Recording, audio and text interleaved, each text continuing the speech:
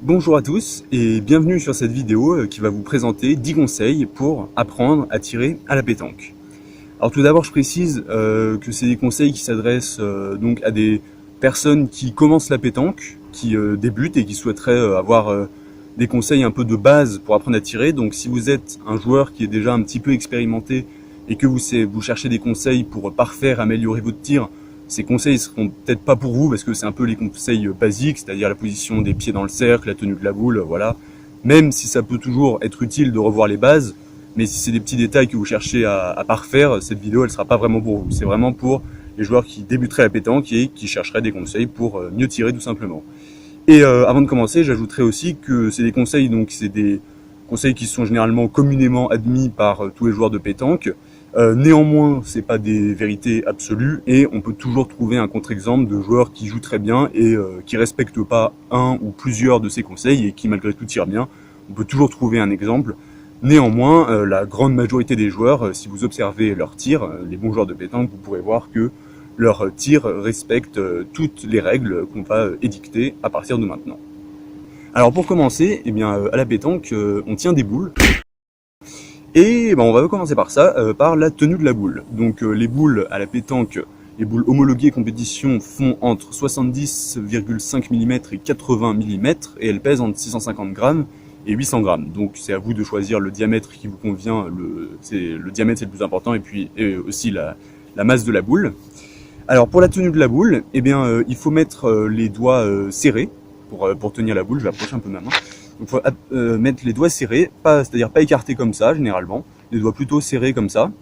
Et la boule, il faut la tenir pas trop fort. Voilà, faut que la boule elle soit un peu leste, soit un peu lâche dans la main, qu'elle puisse sortir et glisser. Faut pas la tenir trop légèrement non plus parce que si vous la tenez du bout des doigts comme ça, elle va tomber. Mais voilà, faut la tenir un peu dans le creux de la main, elle doit reposer sur la paume comme ça. Et puis voilà, vous la tenez comme ça et vous pouvez la lâcher sans la tenir ni trop fort ni trop faiblement avec les doigts à peu près serrés. Alors on vient de voir la position des 4 doigts de la main, mais pas celle du pouce. Donc les 4 doigts de la main, je le rappelle, doivent être à peu près serrés, avec la boule tenue ni trop faiblement ni trop fortement. Mais le pouce maintenant, qu'est-ce qu'il doit faire? Eh bien en fait, là c'est à votre convenance. Vous pouvez le rabattre, c'est-à-dire le mettre ici, à peu près collé aux autres. Voilà, et ça fera une sorte de main un peu fermée avec le pouce ici. Mais vous pouvez également décoller le bout du pouce si vous préférez, donc tenir la boule un peu et tenir la boule un peu comme ça. Vous pouvez aussi carrément décoller le pouce, tenir comme ça. Il y a, voilà, du moins que vous gardez les doigts à peu près serrés, que vous tenez toujours bien la boule, il n'y a pas de problème. Il y a absolument pas d'interdit. Là, c'est vraiment à vous de trouver ce que vous préférez, ce qui vous est le plus confortable, quoi. Selon les joueurs, les joueurs ils les tiennent différemment. Il y a plein de joueurs qui les tiennent comme ça, mais il y a des joueurs qui décollent un peu le pouce. Par exemple, Philippe Quintet a le pouce un petit peu décollé, et puis d'autres ont le pouce carrément décollé, comme Christophe Sevilla par exemple, qui a le pouce carrément décollé comme ça, et ça n'empêche pas de très bien tirer. Donc là, c'est simplement à vous de trouver ce qui vous convient le mieux. Maintenant qu'on a vu toutes les conditions à suivre donc pour les doigts, pour la prise de la boule, eh bien on va voir maintenant l'étape suivante, c'est-à-dire le lâcher de la boule, puisqu'il faut bien la lâcher à un moment ou à un autre.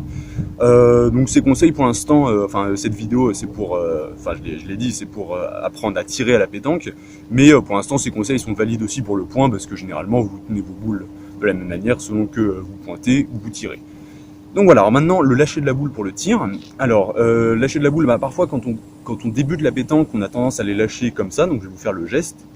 Elle est lâchée comme ça, donc ça on appelle ça à main ouverte, mais quand on veut jouer sérieusement à la pétanque, disons pour les concours ou même en club, évidemment on les lâche jamais comme ça parce que c'est pas bon du tout, ça permet aucune précision et aucun dosage parce que c'est toujours beaucoup trop puissant, on peut pas du tout doser comme ça, donc ça c'est le premier réflexe qu'on a quand on débute la pétanque, mais c'est pas le bon lâcher. Les boules ça se lâche à main fermée, donc on a la boule comme ça, et hop, on la tourne comme ça, et on lance le bras, et hop, on va la lâcher comme ça, donc à main fermée, voilà. Néanmoins, la prise de la boule, c'est pareil, on ne tient pas plus fort ou moins fort. Donc voilà, on tient la boule pas trop fort, comme on l'a dit avant. Hop, on va ensuite lancer le bras. Donc là, je le montre juste un lâcher de boule classique, et puis ensuite, on verra plus spécifiquement pour le tir. Hein. Hop, et on ferme la boule, on lance le bras, et ensuite, on lâche la boule, comme ceci. Hop. Donc dans l'idéal, c'est bien de la lâcher comme ça. parce que si on la lâche trop comme ça ou trop comme ça, elle peut avoir des effets ou partir pas droite quand elle tombe, et c'est pas idéal quand on veut viser une cible précise, donc c'est mieux de la lâcher comme ça avec le poignet. Et voilà, on lâche la boule et on essaie de la lâcher bien comme ça, sans lui mettre d'effet, sans trop la retenir. Voilà, maintenant vous avez toutes les bases pour tenir les boules et les lâcher. Donc maintenant on va s'intéresser un peu plus près, donc plus spécifiquement au tir. Donc je le rappelle pour ceux qui ne sauraient pas, à la pétanque, le tir c'est quand l'adversaire a mis une boule très près du cochonnet, et ça laisse très peu de place à votre équipe pour pointer, et donc c'est embêtant parce que le point est presque ingagnable, et on prend la résolution de tirer pour faire de la place, pour avoir ensuite plus de place pour pointer, ou même mieux pour faire un palet ou un carreau, et ainsi faire jouer directement l'adversaire. Donc le tir, eh bien, il y a une certaine distance à faire parcourir la boule, parce qu'à la pétanque on joue entre 6 et 10 mètres, donc la boule de votre adversaire pourra être généralement de 6 et 10 mètres, et si le cochonnet a bougé à plus de 10 mètres, mais c'est beaucoup plus rare, déjà si vous y arrivez entre 6 et 10 mètres c'est super.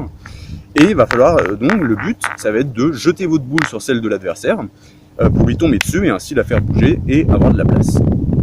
Alors on va voir tout d'abord la position des pieds dans le cercle, puisque au moment de tirer, comme pour pointer, on va dans le cercle et on arme son bras et on va jeter la boule, et donc il y a une position des pieds qu'on va voir maintenant.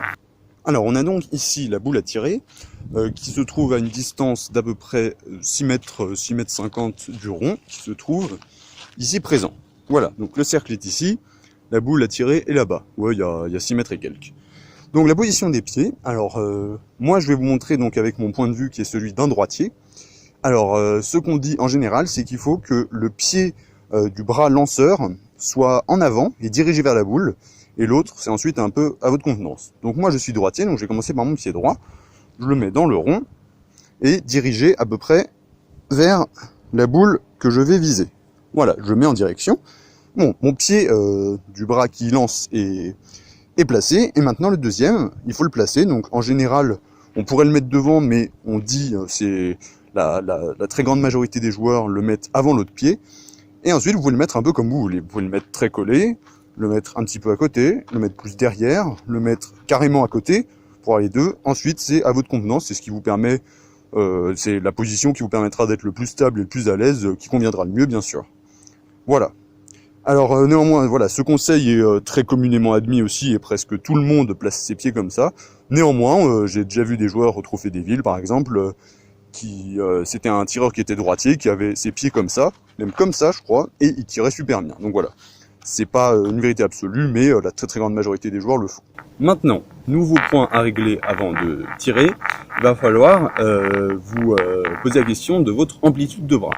Parce que la boule se trouve quand même entre 6 et 10 mètres, c'est une certaine distance à parcourir si on veut tomber dessus, donc tirer au fer.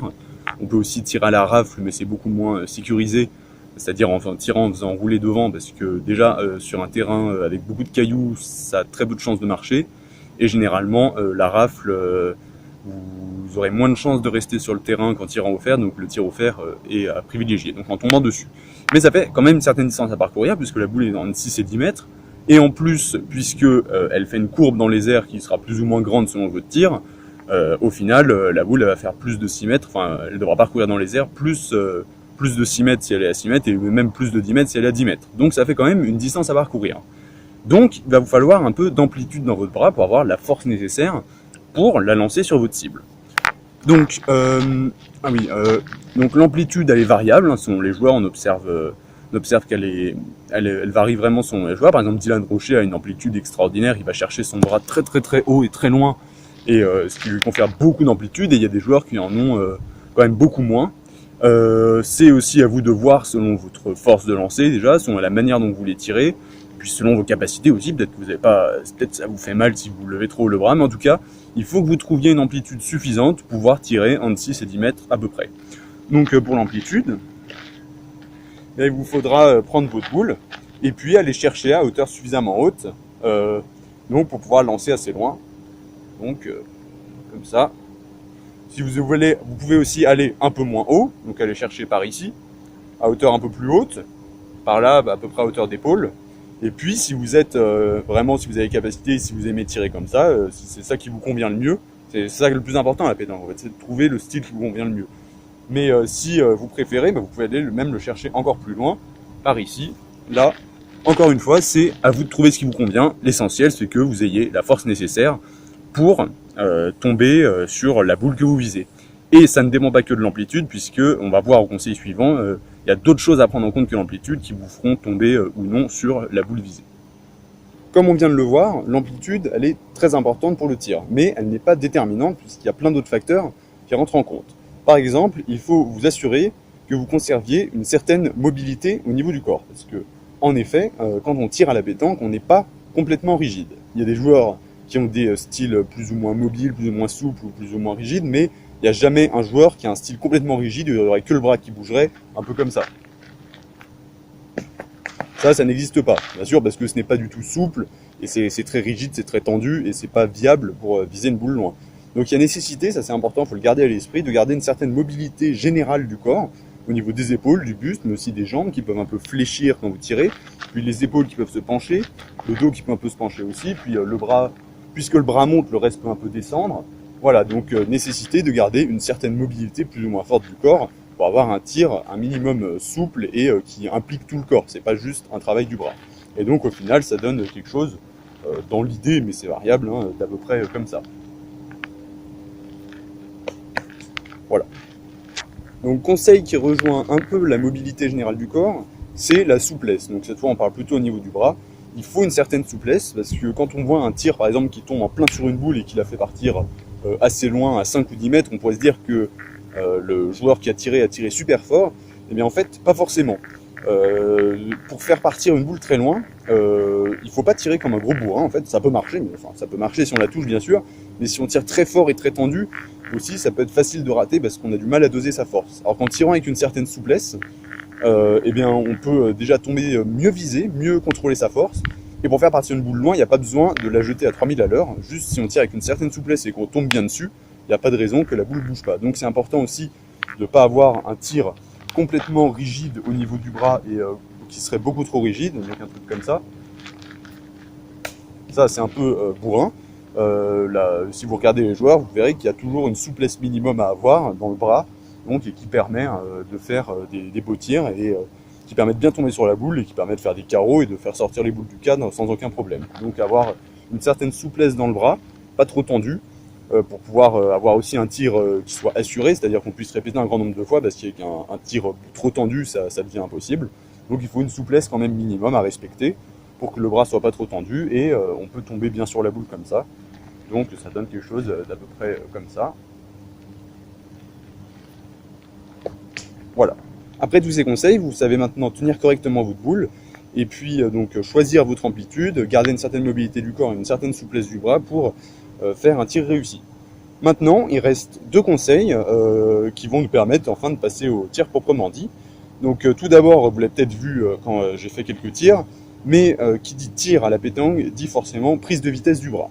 C'est totalement évident puisqu'on tire des boules entre 6 et 10 mètres, donc on ne peut pas faire comme si on pointait à garder la même vitesse du bras. Il y a forcément un moment où le bras prend une vitesse minimum au retour pour atteindre la cible qui se trouve entre 6 et 10 mètres quand même, c'est pas négligeable. Selon les joueurs, bien sûr, il y en a qui font prendre plus ou moins de vitesse. Ça dépend aussi si vous avez un tir plutôt en cloche ou un tir plutôt tendu. Forcément, si vous avez un tir qui fait une grande courbe, vous n'avez pas forcément besoin de faire trop de vitesse parce que va faire beaucoup de chemin dans les airs. Par contre, vous devrez la lâcher plus haut. Par contre, si vous la lâchez bas, eh ben, le chemin va être beaucoup plus tendu. Et par contre, là, il va falloir donner beaucoup plus de vitesse. Et là, c'est des joueurs qui ont un style plutôt tendu. Mais dans tous les cas, vous ne pouvez pas faire un tir disons, qui est la même vitesse quand le bras revient que la vitesse qu'il avait quand il était parti. Parce que si vous faites un tir comme ça, jamais vous atteindrez des boules à 8 mètres ou 8 mètres 50. Il y a forcément, c'est une vitesse qui est modulable et que vous devez choisir, plus ou moins vite selon si vous voulez faire un tir plus tendu ou moins. Mais il y a forcément une prise de vitesse du bras au moins en retour. Vous pouvez aussi lui faire prendre de la vitesse dès qu'il part, avec un tir plus rapide, mais souvent ça fera un tir assez tendu. Sinon, vous devez lui faire prendre de la vitesse quand le bras, une fois qu'il est parti, une fois qu'il redescend, il doit prendre une vitesse minimum pour atteindre la cible. Montrer. Voilà. Et bien voilà, maintenant vous avez toutes les clés en main pour réussir votre tir. Alors bien sûr, je le rappelle encore une fois, tout ça c'est des conseils de base, c'est un peu pour commencer la pétanque, vraiment. Et puis je pense qu'en vous entraînant, vous allez vous rendre compte qu'il y a plein de problèmes que j'ai pas énoncés. Et puis des problèmes qui sont propres à chacun, selon comment on lâche notre boule, on a tous nos petits tics ou nos petits défauts dans le tir qu'il nous faut corriger. Et moi je peux vous dire que j'en ai eu vraiment plein, et je pense que je n'ai pas encore fini d'ailleurs, on n'a jamais vraiment fini. Donc voilà, ensuite c'est à vous tout simplement de chercher à vous améliorer sans cesse, à chercher à vous demander qu'est-ce que vous pouvez toujours améliorer dans votre tir au niveau du geste, mais aussi au niveau de la concentration. Bien sûr, ça passe pas que par le geste, hein. C'est ça qui est bien dans la pétanque, c'est vraiment un subtil alliage entre l'esprit et le geste, quoi. Donc c'est ça qui est intéressant, ça passe par le corps, mais vraiment aussi par la tête, et c'est presque 50% les deux, donc c'est ça qui est très intéressant aussi. Et donc voilà, ensuite cherchez à vous entraîner, et puis bien sûr n'hésitez pas à aller voir d'autres conseils sur YouTube, il y en a d'autres, vous pouvez en voir d'autres sur ma chaîne YouTube, bien sûr, pour vous perfectionner, hein, parce que il n'y a pas que les conseils sur le geste, et puis enfin voilà, en fait là j'ai donné 10 conseils, mais pour bien tirer à la pétanque, il y en aurait peut-être 100 000 à donner sur tous les trucs, mais bien sûr on peut pas tout donner. Ensuite c'est à vous de trouver ce qui va pas et de chercher à l'améliorer. En tout cas maintenant vous avez quand même les conseils de base, et puis maintenant je vais vous montrer un peu à quoi ça ressemble un tir, enfin à quoi il ressemble le mien, mais des tirs il y en a aussi 100 000 différents, donc voilà, mais maintenant c'est ensuite à vous de vous entraîner, et ensuite c'est en faisant qu'on apprend tout simplement, hein. Avant de savoir bien tirer, il faudra que vous tiriez peut-être 500, 1000 boules, et ben c'est pas grave, vous en tirez autant qu'il faudra, et puis au bout d'un moment vous saurez bien tirer. On va retirer les petites blés là, hop. Alors je vais essayer de mettre la boule pour que vous la voyez. Là ça va. Je vais faire disons un peu plusieurs tirs pour que vous voyez sous plusieurs angles. Je vais tirer du fond, un peu du côté, peut-être même de derrière aussi pour que vous voyez un peu.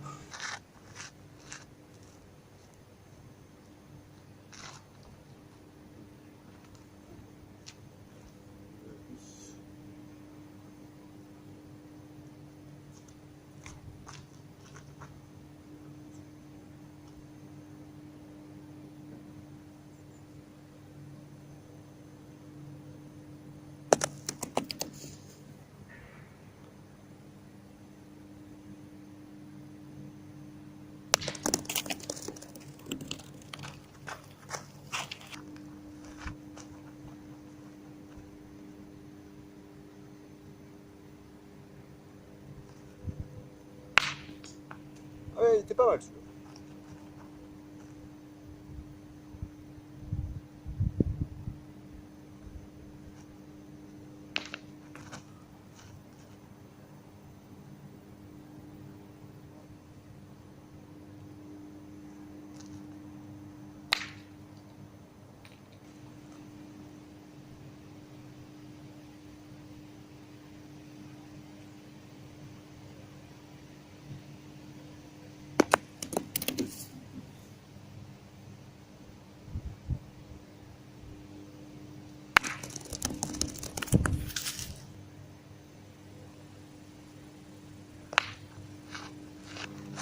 Voilà, j'espère que cette vidéo vous aidera si vous commencez un pétanque et vous voulez apprendre à tirer. N'hésitez pas à me mettre en commentaire ce que vous en avez pensé, si j'ai bien expliqué, puis si vous rencontrez d'autres difficultés, on sait jamais, je pourrais peut-être vous aider. En tout cas moi je peux vous le dire que le tir c'est pas venu du jour au lendemain, et je pense que c'est même pas encore fini, hein, loin de là. J'ai encore beaucoup à apprendre et beaucoup à progresser, hein. Je suis vraiment pas un tireur incroyable. Donc voilà, n'hésitez pas, et puis j'espère que ça vous aidera, et puis surtout faites-vous plaisir et trouvez votre style. Voilà, à bientôt!